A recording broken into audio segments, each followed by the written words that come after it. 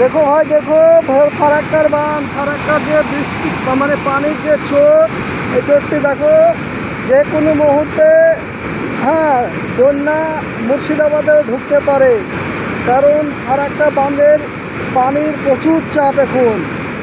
আমরা আজকে 6 জন বন্ধু মিলে ফারাক্কায় বাঁধে দেখতে এসেছিলাম। আমরা দেখে আমাদের আতঙ্কে মন খুব খারাপ। তাই সকলকে বলছি, এই ভিডিওটা বেশি বেশি করে সবাইকে শেয়ার করুন আর বেশি বেশি সবাইকে দেখার সুযোগ করে দিন। ফারাক্কা বাঁধের লাইভ ফটো, লাইভ পানির বৃষ্টির যে আকর্ষণ, যে খৈমুনিভাবে চলছে, সেটা আমরা বাস্তবে মানুষকে দেখাতে চাইছি একদম লাইভে। তাই ভিডিওটিকে বেশি বেশি শেয়ার করুন আর সকলকে দেখার সুযোগ করে দিন।